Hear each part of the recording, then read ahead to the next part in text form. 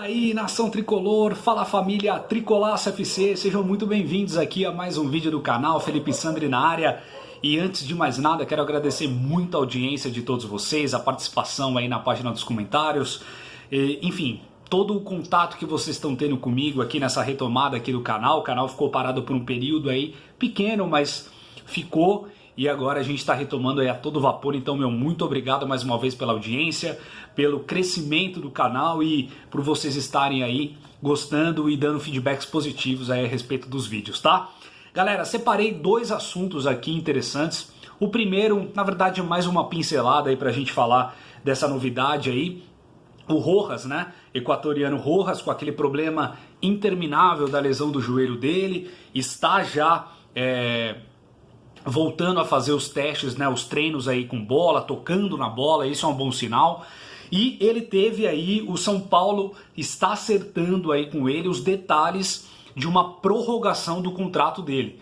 Porque o Rojas teria o seu contrato agora encerrado, né, finalizado em julho deste ano, mas por conta da pandemia e por conta principalmente da lesão que ele teve, que deixou ele, o último jogo do Rojas como titular no São Paulo, ou nem titular, o último jogo dele, na carreira dele de fato, foi em outubro de 2018 no São Paulo. Então ele já está aí quase completando 2 anos de inatividade aí dentro dos campos. Então o São Paulo entende que ele não teve tempo hábil para demonstrar o seu valor e principalmente por conta dessa pandemia, tudo acabou ficando muito complicado para ele. Então o São Paulo, qual que é o novo acordo que o São Paulo está desenhando com o Rojas?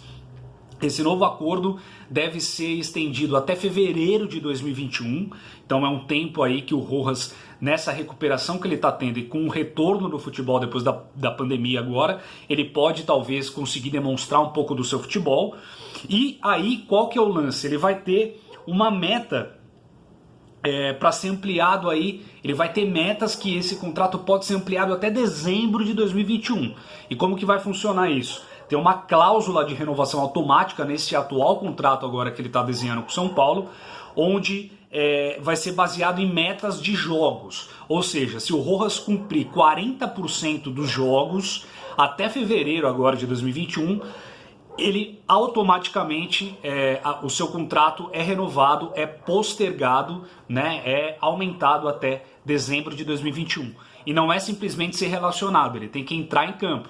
Ele tem que ser relacionado e entrar no jogo, seja como titular ou seja no decorrer da partida. Então, uma boa notícia aí, né, pro Rojas, equatoriano de 31 anos. Olha como essa lesão aí atrapalhou a carreira dele. Ele vinha surgindo como um bom nome no São Paulo naquele momento, onde o São Paulo estava disputando, né, o título brasileiro naquele ano de 2018. Então, enfim, acabou aí tendo essas complicações. A pandemia veio e deixou ele mais longe ainda, mas o São Paulo sinalizou isso e uma boa notícia para o São Paulo e também para o Rojas. Bom, galera, vamos entrar no assunto específico aqui do vídeo. O futebol vem voltando, né? O São Paulo retornou na quarta-feira passada aos treinamentos ali no CT da Barra Funda e muito agora vem aquela ansiedade em tentar adivinhar como vai ser esse novo São Paulo pós-pandemia, esse São Paulo principalmente saída do Antony, né? Antony acabou sendo vendido aí pro Ajax.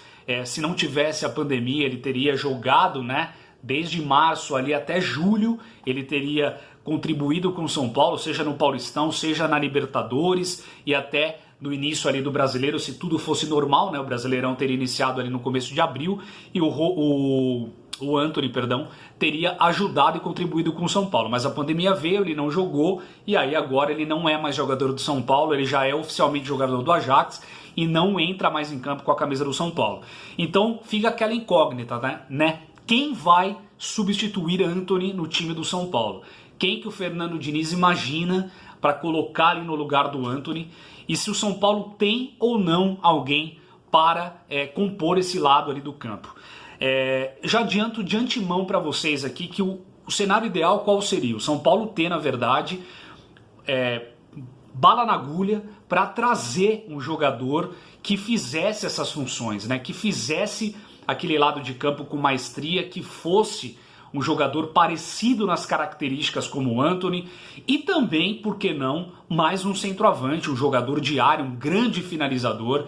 Esse seria o melhor dos mundos, porque vai acumular em campeonatos como o Campeonato Paulista, que vai retomar, tudo indica que aí antes, né, do retorno do Brasileirão. Então a gente está imaginando que o Paulistão pode voltar dia 5 de agosto. O Campeonato Brasileiro está confirmado pelo Rogério Caboclo, presidente da CBF, que vai voltar sim dia 9 de agosto. Aí nós temos a Libertadores da América e nós temos também a Copa do Brasil logo em frente. Então 4 competições, como é que vai dar para a gente conseguir, né, disputar isso em alto nível? Então o ideal seria o São Paulo ter bala na agulha, ter dinheiro para conseguir comprar, mas isso não é possível por conta da péssima gestão administrativa do senhor Leco e também por conta da pandemia, que acabou atrapalhando todas as finanças de todos os clubes, a maioria dos clubes, tanto do Brasil como do mundo, né? Então o que nos cabe nesse momento é a gente tentar ver algum jogador dentro da nossa casa, né, algum jogador palpável no elenco ou na base que possa fazer esse trabalho. E aí eu levantei alguns nomes aqui que eu queria discutir muito com vocês a respeito disso, né? Quais nomes que vocês acham que poderia ser interessante, que faria esse trabalho do Antony ali igual ou melhor, não sei, aí é da opinião de cada um. Mas o que vocês acham? Eu vou começar pelo nome dele. Levantei aqui cerca de 1, 2, 3, 4, 5, 6, 7, 8, 9 nomes. Começo por ele, Toró. Muita gente falou do Toró. Toró realmente fez uma boa base no São Paulo, foi multicampeão ali com o time de Cotia, né, com o pessoal de Cotia, e só que não conseguiu corresponder às chances que teve, principalmente com o Cuca. O Cuca foi um cara que deu muita oportunidade para o Toró. O Toró teve um lampejo ali de que ele poderia dar um salto de qualidade e ter uma confiança, mas logo nos jogos seguintes acabou errando demais, não conseguia pegar na bola. É um nome que eu descarto, porque eu também entendo que o Toró não faz muito bem esse lado de campo. É um cara mais lá da frente, mais trombador, é um cara que tem força física, é um cara que poderia jogar mais na centroavança, digamos assim. Outro nome que surge, eu já vou descartar de cara, tá? Santiago Trellis. Gente, não tem como, né? O caneludo colombiano não tem condição, primeiro, de ser nem jogador do São Paulo, quanto mais substituir um jovem talento que estava despontando como o Antony. Então, eu entendo que o Trellis precisa galgar muito espaço para ele ter alguma chance, alguma oportunidade dentro do time do São Paulo. Então, já descarto direto o Trellis e entendo também que ele é um cara muito mais de área do que de beirada de campo. Outro nome, Brenner, o eterno Brenner, né? Eterna promessa Brenner. Vai, passa tempo, passa os meses, passa ano e o cara não desponta, o cara não consegue aproveitar também oportunidades.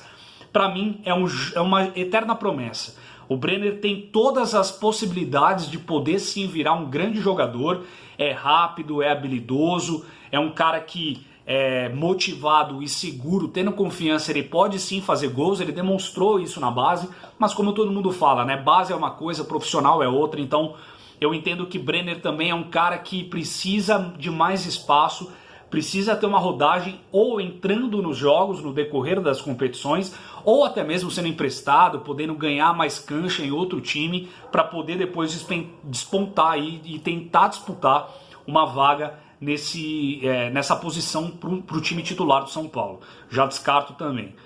Paulinho Boia, todo mundo vem falando do Paulinho Boia, né? Paulinho Boia também é outro que sempre foi muito bem falado ali na base, todo mundo já disse que seria a nova joia tricolor, etc e tal, também é outro que nunca aconteceu, né? Paulinho Boia de fato não teve tantas oportunidades quanto o Brenner, quanto o Toró, é verdade, é bem verdade isso, mas eu entendo também que Paulinho Boia, assim como o Danilo, né, também outro jogador aí da base do São Paulo muito bem avaliado, entendo que eles veem essa disputa com mais distante, assim, eles vêm de forma mais distante. Acho que não é o momento deles brigarem ainda por essa vaga, mas eles podem ter oportunidade aí com o Fernando Diniz, principalmente porque o São Paulo tá com problemas financeiros absurdos, tá com uma situação caótica nas finanças do clube, e aí esses jogadores vão sim ser aproveitados, pensando principalmente nessa questão de maratona que o São Paulo vai enfrentar aí pela frente.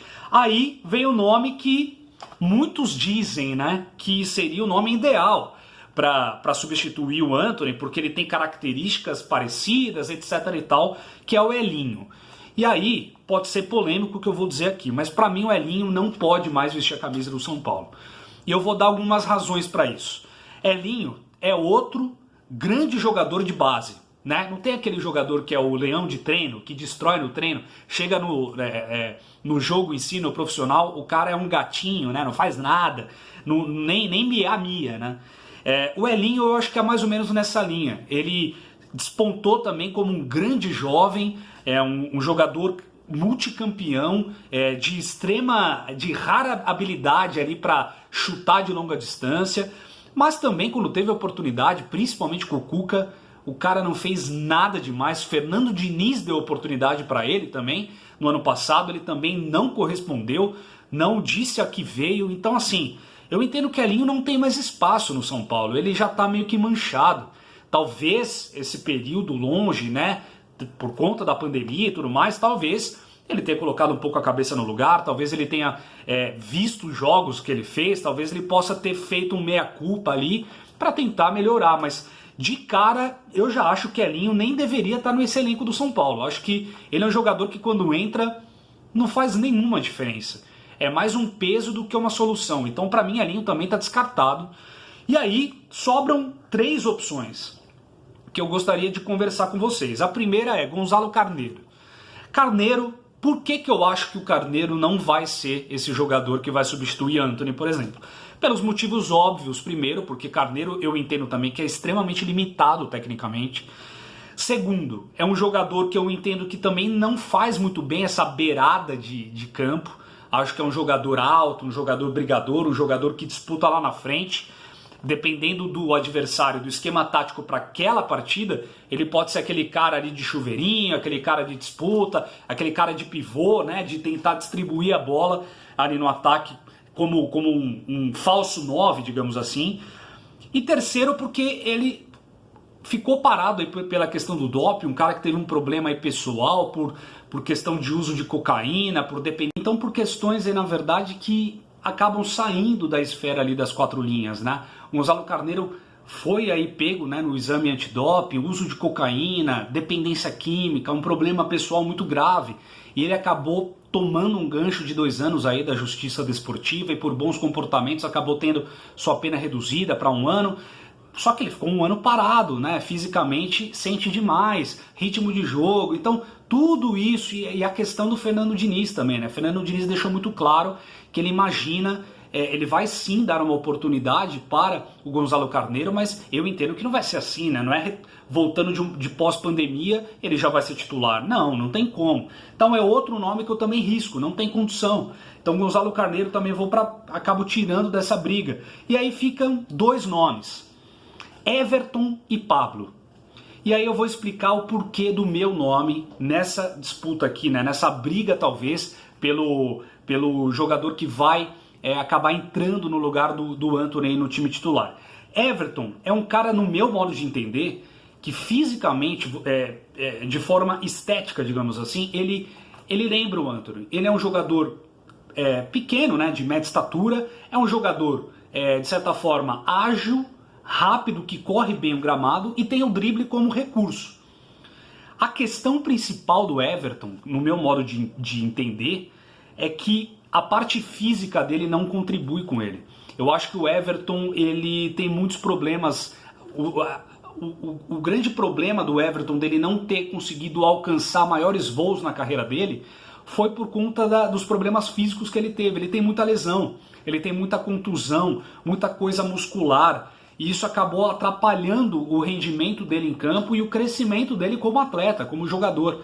E acho por isso, simplesmente por isso, que ele não tem a condição de ser um jogador para cumprir esse espaço ali deixado pelo Antony, porque ele é um cara que pode fazer esse facão, que pode vir da direita e dobrar para a diagonal, trazer para dentro do gramado, tentar ludibriar o adversário através do drible, através do passe. Ele é um jogador que tem visão de jogo, seria um grande nome, mas a questão física acaba tirando ele da disputa. E aí o nome, por exclusão, mas não só por isso, por também merecimento, eu acho que é o Pablo. O Pablo sim merece essa chance. Por quê? Porque eu acho que o Pablo, se vocês forem recordar, o Pablo no Atlético Paranaense, o melhor do Pablo que a gente pode já ter visto, foi quando ele era jogador de beirada, ele não era o jogador de área ali, o centroavante, o 9, o pivôzão ali, não. Era quando ele era esse jogador que ele pegava a bola ali na intermediária ali e independente de lado, ele tinha essa liberdade para poder se movimentar. E ali que ele fez mais gols, ali que ele foi mais importante ainda para o Atlético Paranaense. Ali que ele despontou o interesse nacional dos clubes aqui do Brasil. Então eu acho que por isso o Pablo pode sim ser esse jogador e também porque, se a gente não custa a gente recordar, o Pablo, assim como o próprio São Paulo, obviamente, o último jogo foi a vitória de 2-1 contra o Santos. 2 gols de quem? De Pablo. Pablo entrou no decorrer da partida e mudou o jogo, fez 2 gols, tirou aquela nhaca que ele estava sentindo, né, de não estar balançando as redes há um bom tempo. E aí eu acho que voltou aquela confiança dele, né? Ele, de certa forma, a pandemia acabou atrapalhando todo mundo, né? Todo o planejamento, todo o crescimento do atleta e tudo mais, mas todo mundo, de certa forma, vai voltar em pé de igualdade, teoricamente, né? Por isso, por essas razões, que eu acho que o Pablo merece sim ser esse jogador para substituir o Antony e aí montar esse time, né, novamente. E aí, esse time não sei qual vai ser. A gente tem uma base, né? Thiago Volpe, Juan Fran, Arboleda, Bruno Alves, Reinaldo, ali, Dani Alves, Tietê, Igor Gomes. Pode ser aí Pablo, Pato e Vitor Bueno. Pode ser esse o time. Acho que é um time extremamente competitivo e um time aí para nos dar novamente alegrias nesse ano de 2020. Tomara que assim seja. É isso, galera. Obrigado pela audiência. Deixa aqui os comentários a sua visão também, o que você acha, qual o jogador que você colocaria como substituto imediato do Antony, enfim, e compartilhe esse vídeo para o maior número possível de pessoas para a gente debater, para a gente sempre aumentar nossa comunidade aqui em prol do São Paulo, tá bom? Grande abraço para todo mundo, obrigado mais uma vez, tem vídeo na semana e a gente vai se falando, tá? Valeu, galera, vamos São Paulo!